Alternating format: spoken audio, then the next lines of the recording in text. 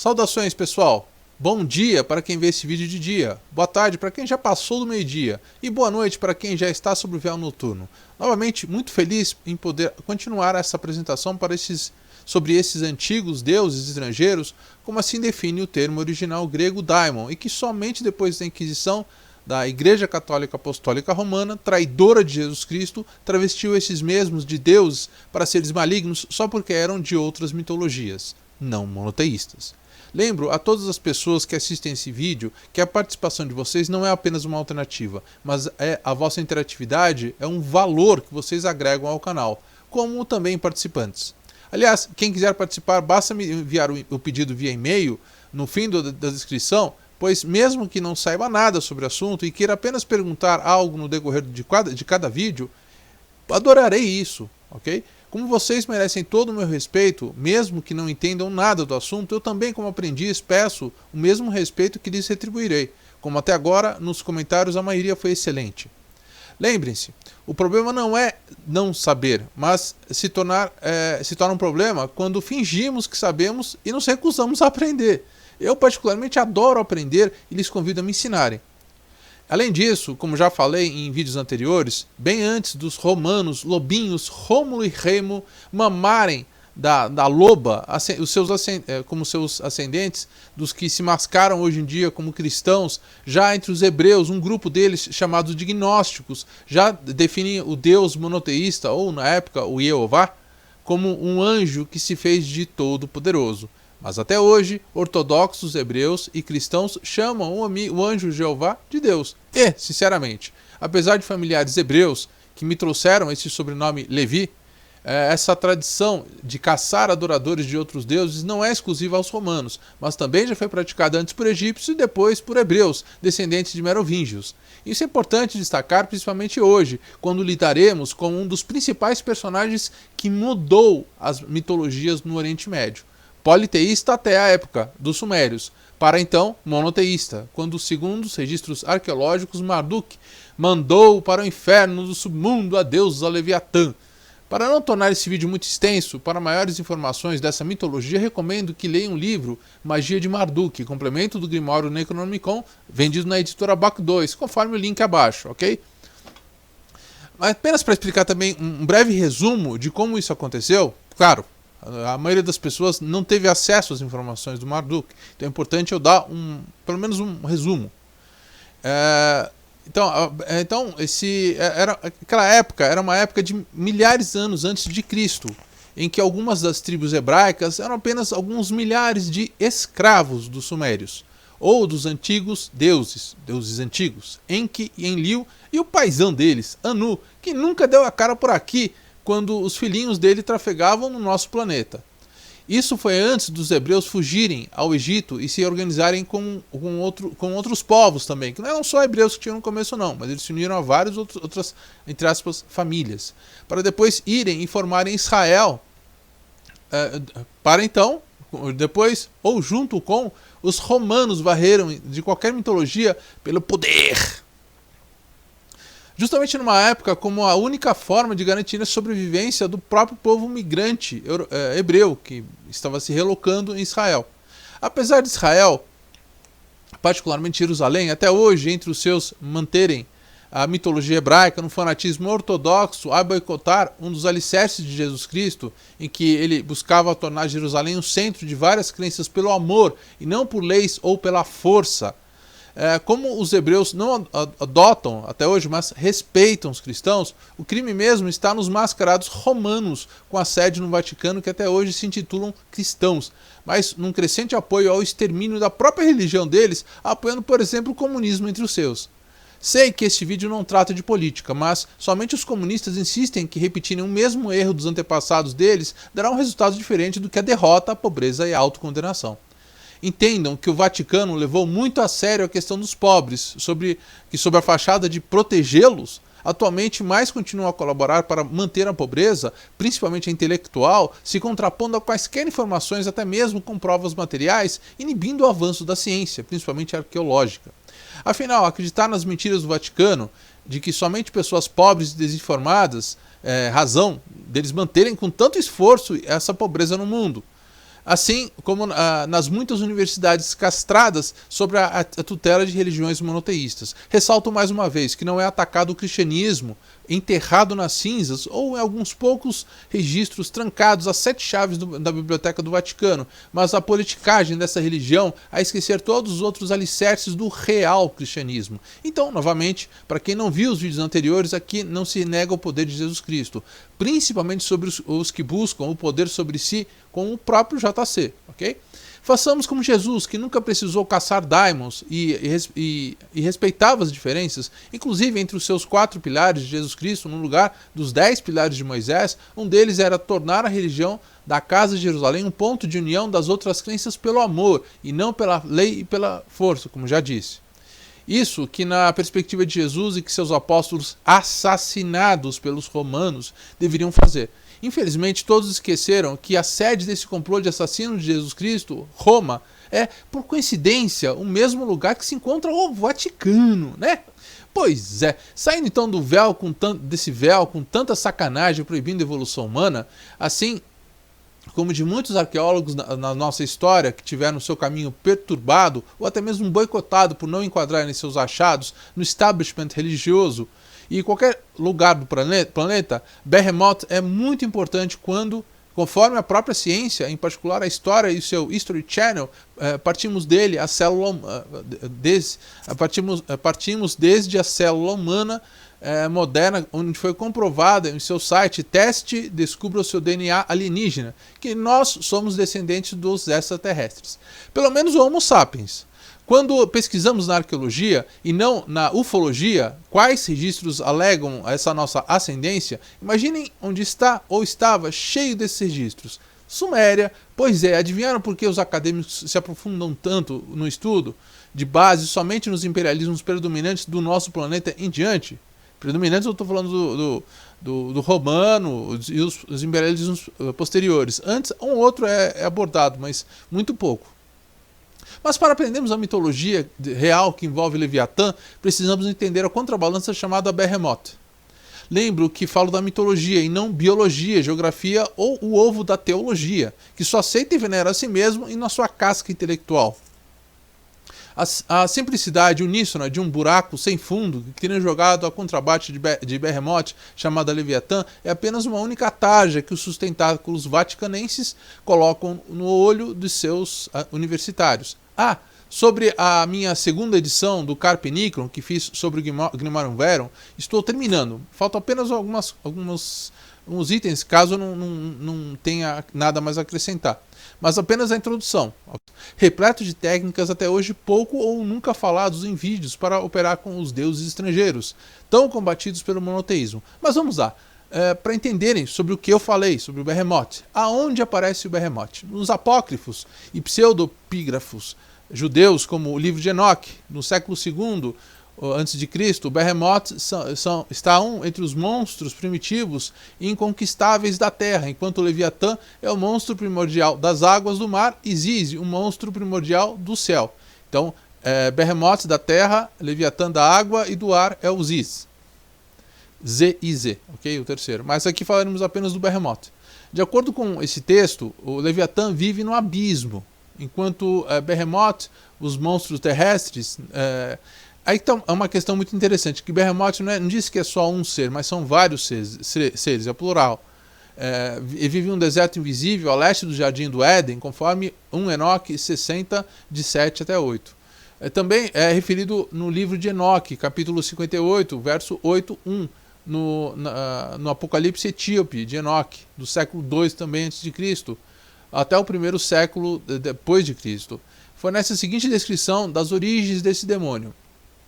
Naquele dia, 2 monstros serão separados. Um monstro, uma fêmea, chamada Leviatã, a fim de habitar no abismo do oceano sobre as fontes de água, e o outro, um homem, chamado Behemoth, que segura em seu peito um deserto invisível, cujo nome é Dundaim, a leste do Jardim do Éden. Conforme Enoque 1 Enoque, né? 60, de 7 até 8. Então podemos verificar também, pelo menos junto com Leviatã e Ziz, mas só um detalhe. Aqui Enoque diz que será um o evento futuro. Ainda não aconteceu isso, ok? Então podemos verificar também, pelo menos junto com Leviatã e Ziz, que quando Behemoth já era destacado junto numa iluminura bíblica de Ulm, em 1238, antes da Inquisição, a qual todos outros panteões não monoteístas se tornaram demoníaco, fosse do bem ou do mal. Antes disso, claro, também é descrito na Bíblia como um grande e poderoso animal de Deus, que Deus fez, que mostra também no livro de Jó, conforme 40, de 15 até 24, junto com Leviatã. Neste caso, por extensão linguística, o termo na nossa atual língua é atribuído a qualquer monstro grande e poderoso. Figurativamente, se tornou algo que tem qualidades de grande poder e proporções monstruosas. Os sinônimos se tornaram colosso, Leviatã, mamute, titã e os termos derivados do behemotiano ou bermótico. Então, está escrito então no Jó, está escrito o seguinte: Veja, Behemoth, que eu fiz como te fiz. Ele come capim como um boi. Eis que a sua força está nos seus lombos e seu poder nos músculos da barriga. Ele endurece a cauda como um cedro. Os tendões das coxas estão unidos. Seus ossos são tubos de bronze. Seus membros como barras de ferro. Ele é o primeiro das obras de Deus, aquele que o fez aproximar sua espada, para as montanhas darem comida para ele, onde todos os animais selvagens brincam. Sobre a planta de lótus ele deita, no esconderijo dos juncos e no pântano. A sua sombra, a árvore de lótus, cobre os salgueiros do riacho que o cercam. Eis que, se o rio está turbulento, ele não se assusta, ele está confiante, apesar do Jordão correr contra o mato. Pode-se levá-lo com ganchos, ou furar o nariz com uma armadilha, conforme Jó 40, de 15 a 24. Depois, em 4 Esdras, parte 6, de 47 a 52, datado no final do século I depois de Cristo, afirma-se que no 5º dia, depois que Deus ordenou que a água criasse criaturas vivas, ou seja, desde a criação do mundo, segundo Esdras, então você manteve em existência 2 criaturas vivas. O nome de um que você chamou Behemoth, e o outro nome seria nomeado de Leviatã. E você separou um do outro, pois a 7ª parte, em que a água havia sido colhida, não poderia conter os 2. E você deu a Behemoth uma das partes que foram secas no 3º dia, para morar nela, onde há 1000 montanhas, mas para Leviatã você deu a 7ª parte, a parte aquosa. E você os guardou para serem comidos por quem você deseja e quando quiser, conforme 4 Esdras 6, de 49 a 52, repito. Já na literatura, por volta de 1668, já quase com 80 anos de idade e profundamente infestado pela teoria da Inquisição, Thomas Hobbes terminava o manuscrito de Behemoth, embora algumas edições piratas de Behemoth tenham sido publicadas nos finais de 1670, uma versão autorizada só apareceu em 1682. Autorizada implica que uma baita de uma filtragem da censura da época. Não é só no Brasil que ocorre censura com o STF, ok? Então foi 3 anos após a morte do autor. A literatura, infelizmente, só passa a ser comercializada depois que está morto o autor. Não precisam pagar mais direitos autorais, né? Na maioria das vezes. No livro Behemoth or the Long Parliament, diferentemente dos trabalhos anteriores, Leviatã e do Cidadão, o Hobbes desenvolve uma narrativa histórica sobre guerra civil na Inglaterra, compreendida entre os períodos de 1640 até 1660. Se um dos significados simbólicos assumidos pelo Leviatã de Hobbes é o de um Estado garantidor da paz, o Behemoth simboliza a rebelião e a guerra civil, conforme Hobbes, uma interpretação feita em 1990 dos livros dele. Então é referido nas obras de John Milton também, escrita em 1667, na mesma época, aproximadamente. No livro, que muitos devem conhecer, Paradise Lost, no livro 7, da página 470 até 472. Cada um na sua espécie, a terra obedeceu e reta, abrindo seu útero fértil, repleto de nascimentos, inúmeras criaturas vivas, formas perfeitas, do limbo e adultas. Fora da terra levantaram-se, a partir do seu covil, o animal selvagem, onde ele ganha, na floresta selvagem, no matagal, no freio ou no covil. Entre as árvores em pares, eles se levantaram, eles andaram. O gado nos campos e prados verdes. Aqueles raros e solitários, antes em bandos, pastando de uma só vez, em amplos rebanhos. Os torrões gramados agora apareciam. Agora metade apareceu. O leão pardo agarrando para se libertar, suas partes impedidas, depois brotam como quebrados nos laços. E galopante sacode sua juba rajada, a onça, o leopardo e o tigre como a toupeira. Levantando-se, a terra desintegra, acima deles jogou. Nas colinas, o veado veloz, debaixo do solo, levantou a cabeça ramificada, escasso do molde, berremoto gigante, nascido da terra. Sua vastidão lança os rebanhos e balidos aumentam. Como plantas, ambígua entre mar e terra, o cavalo do rio e o crocodilo escanoso. Conforme já dito, Paradise Lost, no livro 7, da página 453 até 474. Mas também em 1793, James Thomson, na obra The Seasons, também fruto da ideia desenvolvida na Inquisição, é personagem do livro escrito no começo de 1920, O Mestre e a Margarida, de Mikhail Bulgakov, sobre a visita do diabo à Rússia stalinista. Ok? Então, muito antes da Revolução, entendam que já existiam muitos protestos quanto à situação lá. Então, vamos lá. O Berremoto também é mencionado na ópera de 1972, Nixon na China, composta por John Adams, escrita por Alice Goodman. No início do primeiro ato, o coro canta: o povo é o herói agora, Berremote puxa o arado dos camponeses, várias vezes. Okay? Então, agora vamos à segunda questão.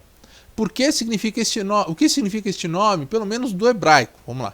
Behemoth, ou do latim moderno Behemoth, como está na apresentação. O hebraico transcrito como também Behemoth, B-H-E-M-O-T-H, Behemoth, como está no título, mas sem o H no final. Tem Behemotu, que é B-H-E-M-O-T-O-U, do hebreu, também moderno, como Behemoth, também sem o H no final, ou do árabe Bahimut, ou Bahamut, declara apenas sua posição, vigia noturno. O nome é o plural do hebraico Bema, B-H-E-M-A-H, que significa animal, com um sentido enfático, ou seja, um animal grande, um animal por excelência. Na tradição judaica ortodoxa, o Behemoth, já conseguindo visualizar o poder tríplice antes do filho de Enki e Marduk arregaçar com a ordem natural do nosso planeta para vigorar o monoteísmo deles, a pedido, na época, liderado pelo ausente Anu, pai de Enki e Enlil. Então, apesar de ser da mitologia suméria e todos os produtos dessas épocas já serem destruídos pelo tempo, como a Torre de Babel ou como os Nefilim, com muitos esqueletos deles, parecidos com humanos, mas de enormes tamanhos, são encontrados no mundo todo, atestando por si mesmos que esses empregados nefilins da turma de Enlil e Enki eram fato, não apenas mitologia. Apenas um adendo para melhor compreensão do porquê Enki e sua equipe criaram seres humanos com nosso atual DNA modificado no laboratório, porque antes era para sermos australopitecos, bichos primitivos e incontroláveis, com inteligência reduzida. Mas então, quando fomos produzidos no laboratório, nós, seres humanos, antes da nossa criação os Nefilim, que eram aqueles empregados que vieram no nosso planeta, já começaram a fazer greve e protestos com os chefões deles, Enki e Enlil, para pegarem as macaquinhas aqui no planeta Terra e viverem do bem bom. Então, aqui separamos uma mitologia pré-antigos deuses Anu, Enki e Enlil, e o filho Marduk também, da mitologia puramente terráquea, do seu tríplice comando Leviatã, Ziz e o aqui tratado, os Behemoth. Na tribo de Efraim, só para vocês entenderem, um símbolo deles que passou a se denominar Behemoth, que é o que? O hipopótamo, pois esse era a definição de Behemoth em Israel, quando este animal foi nativo de Israel há 4.000 anos de idade, e é o símbolo de Efraim. Depois, claro, fizeram churrasco dele, óbvio. Então, Behemoth é a palavra hebraica para bestas e não bestas. E não besta no singular, mas é plural. O uso da forma plural da palavra no contexto de que Behemoth é o nome de várias bestas apocalípticas da Terra. Significa também a grandeza da estrutura de Behemoth, em vez de sugerir que o nome Behemoth se refere a uma infinidade de entidades. Ok? Então que isso fique claro. Qual a etimologia de Behemoth, então? Vamos lá. Sua etimologia é num plural intensivo de Behemah, ou a besta, oriundo do proto-semita Bahama, H-M-A. Ser burro, ficar sem palavras, do árabe B-H-M, ou um empréstimo do egípcio P-A, espaço I, espaço H, espaço E-L, espaço M-W, perante a ciência. Então, podemos enquadrar as interpretações modernas de Behemoth divididas em categorias alternativas. Ou ele é um animal do mundo natural, geralmente o hipopótamo, embora tenha sido sugerido o elefante, crocodilo e o búfalo. Inclusive, o nome Behemoth deriva do nome judaico arcaico de hipopótamo, do Behema hebraico. Ou ele foi uma invenção do poeta que escreveu o livro de Jó. Ou ele é um animal do caos mítico, como o Leviatã, mas não deve ser identificado com ele como um monstro descrito na Bíblia cristã e é um dos 3 animais primordiais que simbolizam o mundo físico. Ou talvez Behemoth possa ser a primeira descrição do dinossauro em nossa Bíblia. Isso porque sua descrição conta que Behemoth tinha cauda como cedro e se movia livremente. Cedros são árvores que podem chegar até 50 metros, ok? Portanto, a fera que carregava essa cauda, apenas uma cauda de 50 metros, descrita como gigantesca, poderiam ser os brontossauros ou diplodocus, por exemplo. Poderiam também corresponder a tais descrições, conforme a Bíblia nos atesta. Nesse caso, representa a terra sólida e frequentemente descrita como criatura gigantesca de origem desconhecida. Ou nos estudos também que apontam a mitologia hebraica como influenciada pela persa, egípcia e mesopotâmica também, assim alguns apontam que Behemoth seja uma versão do boi Hadayash, sagrados dentro da mitologia persa, ok? Então, numa relação direta com o nosso planeta Terra e o ciclo da criação e fim do universo, como qualquer planeta, foi originalmente considerado o animal do caos, onde Behemoth no início era confrontado por Deus, ou o universo ao começo em que se formou o planeta Terra, ou, de maneira um tanto confusa na mitologia linear, perto do fim dos tempos, simbolizando o ciclo de qualquer corpo estelar. Nos 2 confrontos, o Behemoth é considerado bruto imenso de força inimaginável, derrotado pela natureza onipotente de Deus e banido ou reduzido a um animal de estimação divino. Então, como que Behemoth se apresenta então? Na mitologia, sua descrição é tradicionalmente associada a um monstro gigante. Alguns criacionistas o identificam como o pré-histórico saurópode, ou touro gigante de 3 chifres. Alguns criacionistas também identificam... apesar de parecer algo assustador, dessa criatura num corpo coraçado, típico dos desertos, alguns hebreus também interpretam Behemoth como rinoceronte, outros como hipopótamos. Alguns criacionistas da Terra Jovem acreditam que é uma descrição de um dinossauro, mas, certos ou errados, não mais influentes pela teoria evolutiva na vida animal na ciência. A passagem emparelha Behemoth com o monstro marinho Leviatã, ambas criaturas míticas compostas por uma força enorme que seres humanos como Jó não esperavam controlar, mas ambas reduzidas ao status de animais de estimação divinos. Porque apesar de serem magnificados no tamanho e serem tratados como divinos, ainda assim não foram simplesmente eliminados da mitologia. Então, emparelhado com outros monstros do caos, os Leviatãs, de acordo com a tradição profética judaica posterior, ainda não realizada. Ou seja, ambos se tornariam alimentos aos justos no fim dos tempos. Ou seja, eles ainda estão inteiros. Mas os próprios religiosos em seus estudos bíblicos já sugerem que esta descrição deste monstro bíblico foi inspirada na antiga tradição egípcia de caçar crocodilos ou hipopótamos, ok? A prática foi estendida naquele tempo e assim transmitiu a luta do homem contra animais selvagens, algo que decidiram contar na Bíblia de maneira exagerada. Metaforicamente, o nome passou a ser usado por qualquer entidade extremamente grande ou poderosa, mas isso são profecias que ainda não aconteceram, conforme acontecerá no final dos tempos. só para citar, aqui eles se entrelaçam e se envolvem em combate. Com seus chifres, o Behemoth aguenta com força. O peixe, Leviatã, no caso, salta para que encontre com suas barbatanas com poder. O criador delas se aproximará com sua poderosa espada e matará as duas. Então, a partir da bela pele do Leviatã, Deus construirá coberturas para abrigar os justos, que comerão a carne do Behemoth e do Leviatã em meio a grande alegria.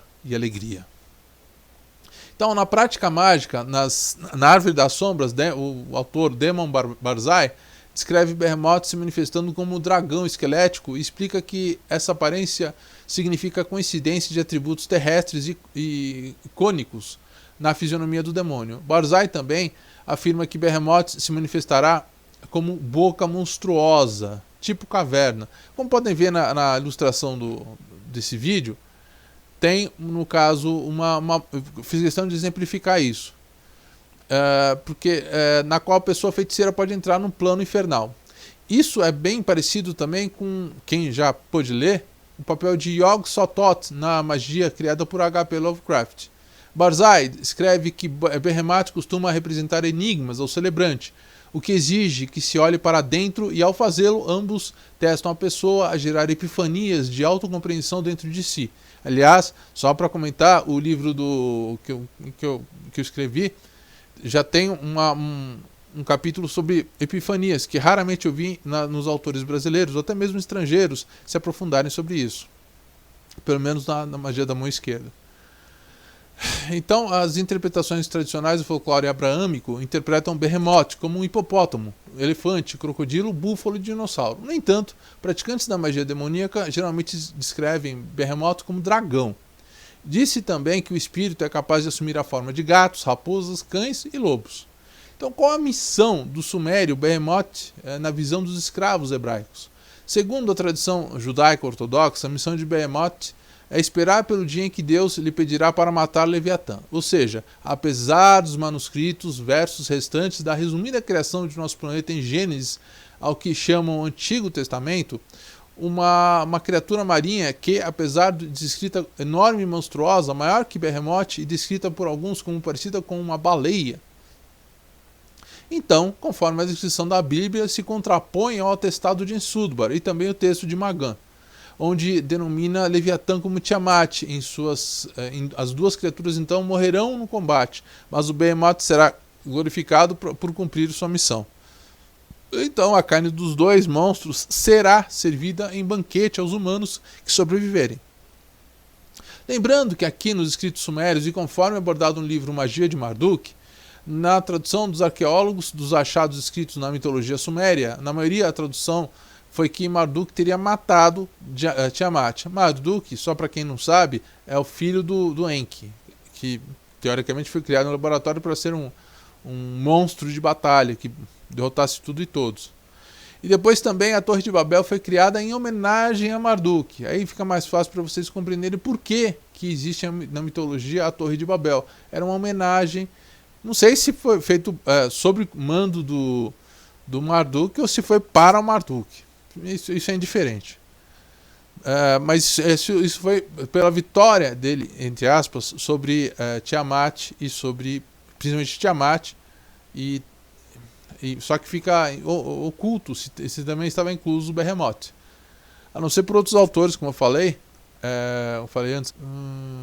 O Esdras tinha falado que os dois iriam ainda brigar o Behemoth junto com o Leviatã, para que os dois mortos servissem à paz do planeta. Mas isso seria uma coisa vindoura, no futuro.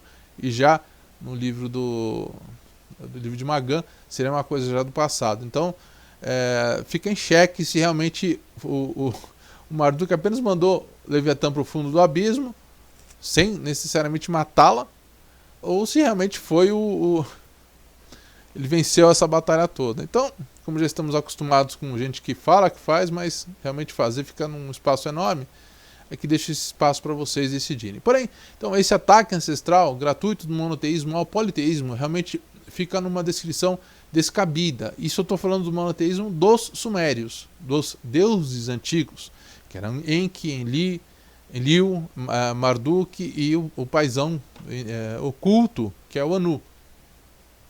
Ele não é o Deus criador do universo, mas é o pai dos dois deuses que chegaram ao planeta Terra. Então, por isso, em decorrência disso, se tornaria o Todo-Poderoso quando não é. Porém, esse ataque, isso deu para vocês separarem enquanto eu faço questão de ressaltar que essa mesma mitologia suméria mudaram os nomes, mas fizeram a mesma coisa com a mitologia cristã. Porém, esse ataque ancestral, gratuito no monoteísmo, então essas definições incompletas e poéticas dos redatores da época floreiam um abismo sem fim no qual é jogada Tiamat e o Leviatã, sem qualquer declaração quanto ao fim dos Behemoth. E assim, com um ponto final, apenas jogando Tiamat no abismo, sem qualquer declaração dos seus restos, apenas como partes do corpo da deusa magnânima que serviram para ao que a tendenciosa leitura moderna determina os tradutores analfabetos por decreto vaticanês definirem o mundo dos mortos como inferno. Deu para fazer a compreensão do porquê que chamam tanto de inferno o mundo dos mortos? É tudo o mundo dos mortos. Vão lá as pessoas que morrem do bem contra as pessoas que morrem do mal. Então, precisamos aprender a discernir isso de uma vez por todas. Como na mitologia suméria, Tiamat criou toda a vida nesse planeta, conforme está escrito em Gênesis, mais extremamente resumido, por coincidência, pelos cristãos, que acho que eles colocaram apenas, eu tentei ler a Bíblia, acho que não tem mais do que 7 versos para a criação do mundo. É incrível, né? Um mundo como o nosso ser criado em 7 versos.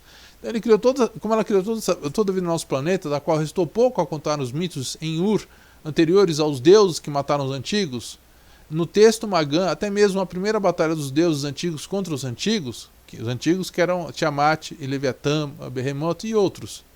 Os deuses menores, que passaram a ser chamados então de deuses menores, em que perturbaram o ventre de Tiamat com sua rebelião, namorada dos céus, foi Apsu, que se levantou para matar os deuses maiores, ou deuses antigos, mas foi morto pela feitiçaria desses maiores. Ou seja, também, infelizmente, os seres enormes, magnânimos, que existiam aqui no planeta Terra, que fizeram nosso planeta, foram simplesmente exterminados. Exterminados não, mas o singular. O Anu foi exterminado pela feitiçaria desses deuses maiores, ou seja, uma tecnologia mais desenvolvida. Então o corpo de Anu Apsu foi depositado num espaço vazio. Notem que a precisão desses textos é nula.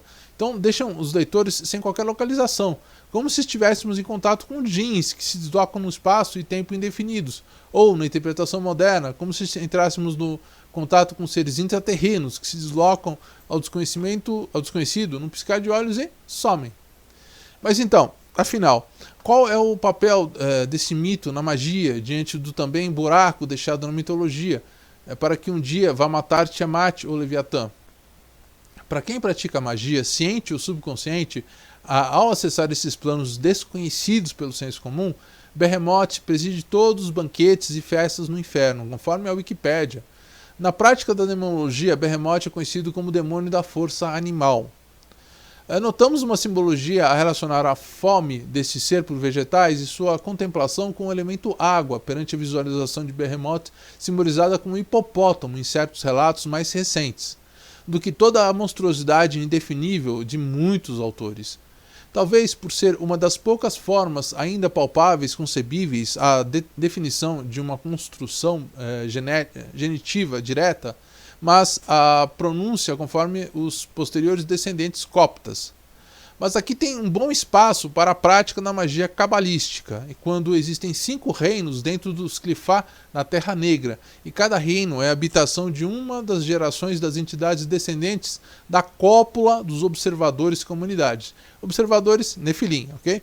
E onde os Nefilim residem também em um desses reinos, ou seja, eles não foram para outros planetas, não morreram e estão em outros planos. Pelo menos estariam. Nessa prática, apesar de jogarem Behemoth no lado negro da Cabala, na Haggadah, a força de Behemoth atinge seu pico no solstício de verão, de todos os anos solares, por volta de 21 de junho, no hemisfério norte. Dessa época do ano, o Behemoth solta um rugido alto que faz todos os animais tremerem de medo e, portanto, os torna menos ferozes por um ano inteiro. Como resultado, animais fracos vivem em segurança longe do alcance de animais selvagens. Este fenômeno místico é mostrado como um exemplo de misericórdia e bondade divinas. Sem o rugido de Behemoth, as tradições narram que os animais crescem mais selvagens e ferozes e, portanto, saem por aí massacrando uns aos outros e também aos humanos. Como não sou biólogo, geólogo ou veterinário, não arriscarei associar tais mudanças com qualquer mensuração científica, mas agradecerei se puderem contribuir nesse aspecto. Na tradição abraâmica, Behemoth é considerado a primeira criação da divindade abraâmica e o primeiro chefe dos caminhos dos deuses. Ele carrega a terra nas costas, assim como Atlas, e acredita-se que sua existência seja o mecanismo da estabilidade do mundo causal, numa parceria com Leviatã, visto que é atribuído ao percurso do universo causal, Nehemoth, o clifar mais alto de Babalon, Satariel, e o clifar mais alto da grande besta, Aoggiel. O significado que esse conhecimento lhe atribui é provavelmente exato, embora mal compreendido pelo monoteísmo. Dizem que a única entidade que pode matar Behemoth é a entidade que o criou, o que provavelmente não é realmente a divindade abraâmica. Alguns autores relacionam o seu papel como demônio na Terra, numa relação com os canaviais, de onde vem a derivação da ligação mágica com bebidas. Então, dessa associação bem vegana de Behemoth, ele leva as pessoas que o cultuam ao vício da bebida, até que saia da vida normal na bebida como um escape, quando faz isso bebendo de forma demasiada e deixa Baphomet controlar sua mente. Para quem chega ao extremo e sofre do implantado complexo de perseguição cristão na patologia, pintando tudo de vermelho, chifrudo e com rabinho maligno, esses transformaram o bichinho vegano na mitologia suméria, visto como uma espécie de poderoso demônio, ou mesmo personificação do próprio Satanás, pelo tamanho, claro, em forma de elefante. Mesmo que nenhum escrito faça essa associação, né? A magia de fato, no Dicionário Infernal de Colin de Plance, descrito em 1863, Behemoth domina a gula e é considerado mordomo e copulo dos comentários. Alguns dizem que aparece como baleia ou elefante, outros acreditam que é uma espécie que não existe mais. Urbain Brandir o escreveu definitivamente como demônio, enquanto Delancre o vê como animal monstruoso, que pode se disfarçar de cachorro, elefante, raposa ou lobo. Como já dito, o livro de Jó o descreve como criatura monstruosa. Behemoth não está listado na hierarquia de demônios de Hieros, embora o Hieros admita que Behemoth possa ser o próprio Satanás.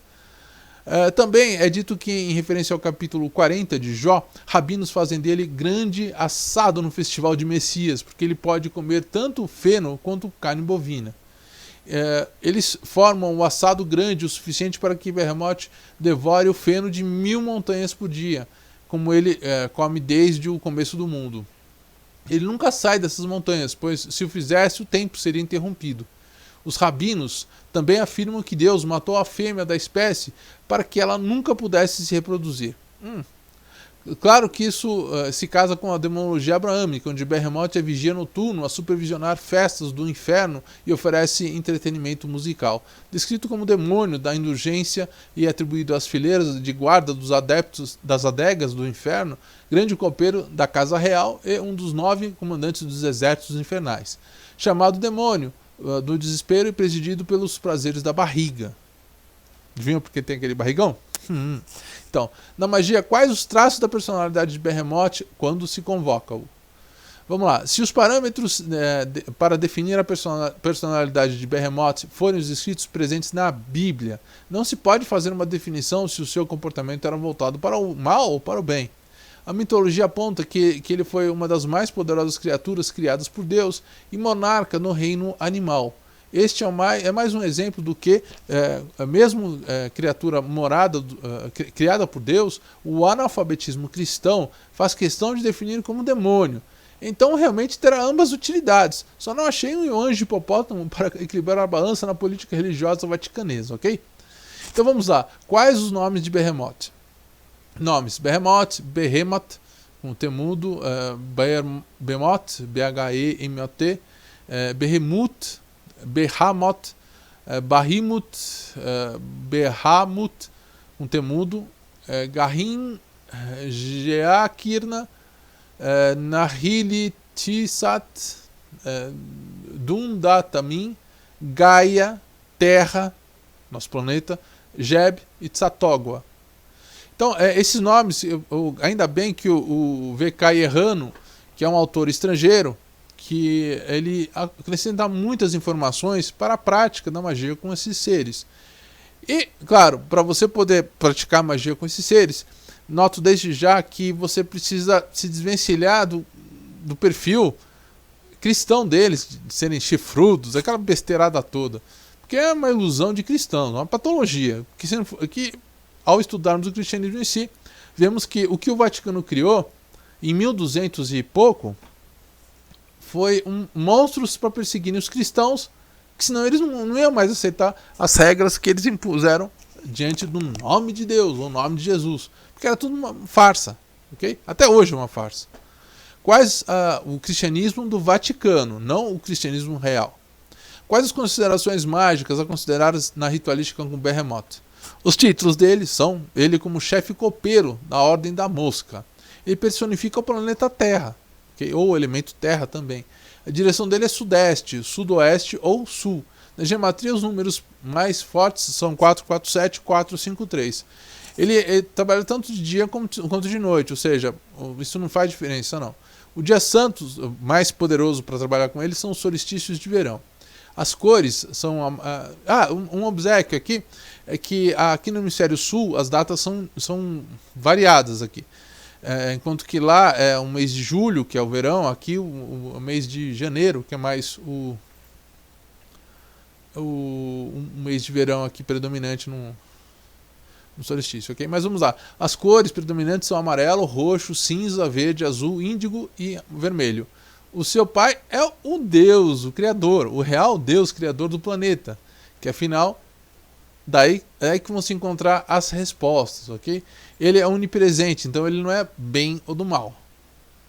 Então, o parentesco dele são os anjos, demônios, Leviatã e os Is. Esses são os parentes próximos, Leviatã e Is. Outros relacionamentos que ele tem também é o superior dele, né? A hierarquia, que é o Beelzebub. Não que ele tenha sido criado antes, mas na hierarquia ele ficou superior. Os elementos listados na maioria até a menor significativa são primeiro fogo, depois terra, depois o elemento ar. As atribuições planetárias maiores são Terra, Plutão e Urano. As atribuições planetárias menores, do maior para menos significativa, são Júpiter, Saturno e Marte. As atribuições clifóticas primárias são Nehemoth, que é Terra Negra, ou Nahema.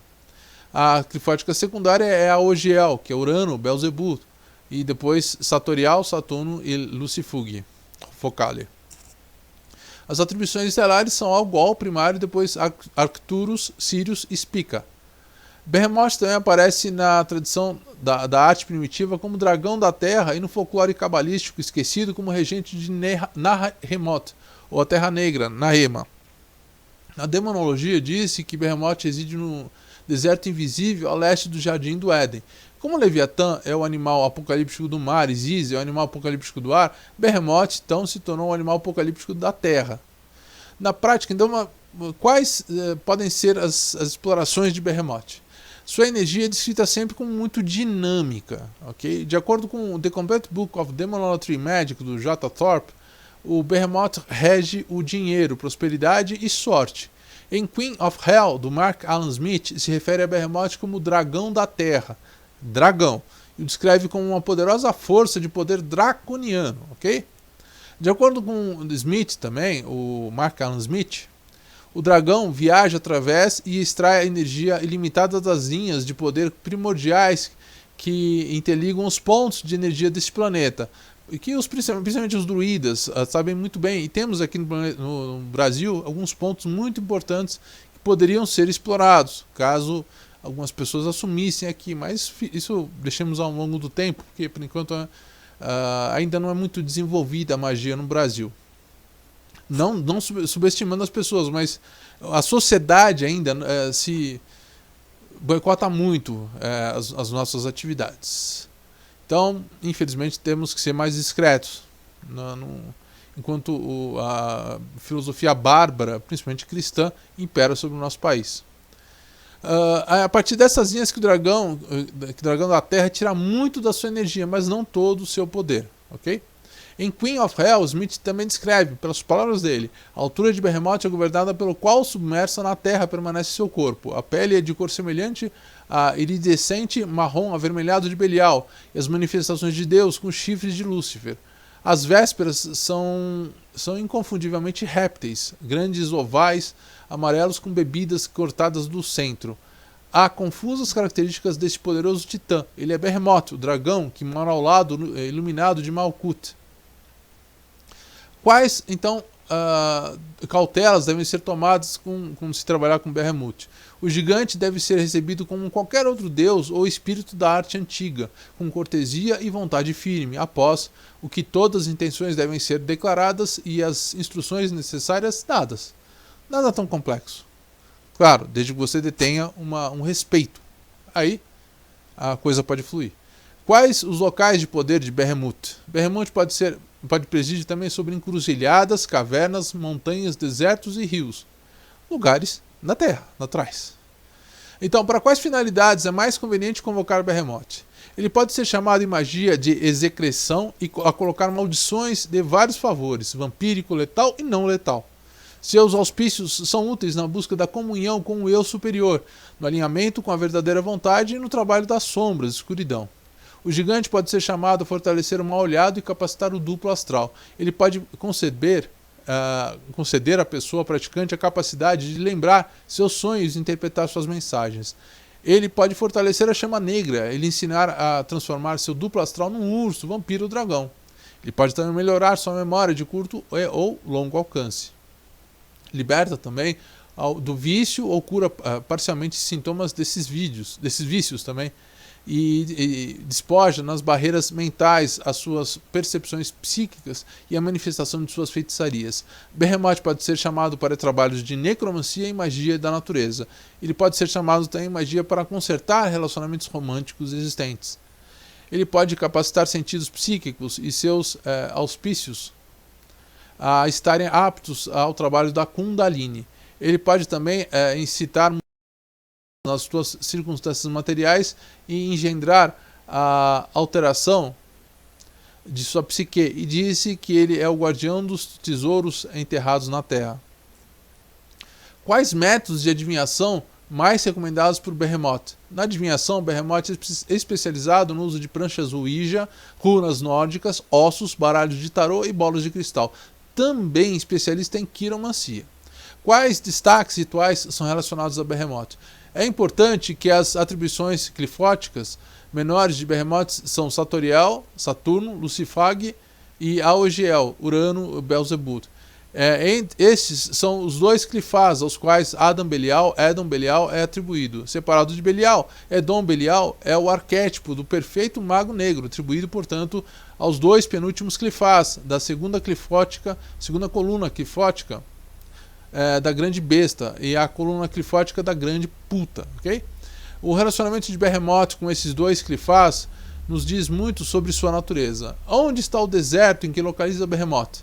O deserto invisível, conhecido como Dundain, está localizado no peito de Behemoth. Realmente cai como uma luva na descrição de Lovecraft, é Yog-Sothoth para Behemoth.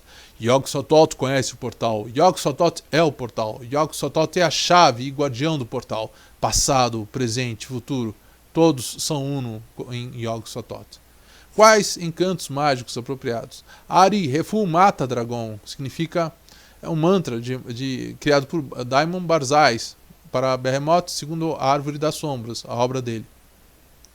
Outro que significa agora é Behemoth, Rei Behemoth, Subhan Behemoth, Yo Behemoth, essa é a fonte do próprio VK. A outra do próprio VK também aparece Bahamut, o arquiteto, que é Adpare, Bahamut, Aedifex. O outro é Behemoth, portador de Aeon, me conceda a luz negra do Clifoth, também do VK. Behemoth, Aonifer, suministra, repetindo, Behemoth, Aeonifer, suministra She'ein Bo Mashavar. Outra, abençoado é Bahamut, antiga serpente dos Clifá e da Terra Negra. Baruch, Ha, Bahamut, Zefa, Ha, Rechaim, também do VK. Outra do VK também significa os quatro nomes de Behamut, que é Garim, Jeakirna, Behemoth, Nahitisat, Dundatanin. Outro também do VK, que significa louvado seja Behemoth, patrono de Azot, que serve para fortalecer o espaço sagrado e a visão astral e a audição também da pessoa praticante. Ornati Bahimut, Aeterus Omnium Patronus. A outra é Salve Behemoth, o rei do Aeon, que é Salve Behemoth, Basileus Aeon. Outro também é Behemoth, abre o portal do Alclifá, da Terra Negra, conhecida como Nehemoth, Lilith ou Rechaim, onde os Jeburim habitam, no caso. Isso fortalece o espaço sagrado e capacita todas as evocações a seguir. Também do VK. É Behemoth, Liftoak, Sha'ari, Clifá, Jeburim. Então é isso, pessoal. São muitas informações, mas acredito que se chegou até aqui é porque terá capacidade de entendê-las. Nem que tenha que ver tudo novamente. Faz parte, não esquenta. Eu também tive que repetir. Então, caso não se inscreveu, convido-lhe para essa aventura todos os domingos às 20 horas nesse canal. Agradeço também por clicar no like e por compartilhar também. E desejo aquele abração, ok? Fui!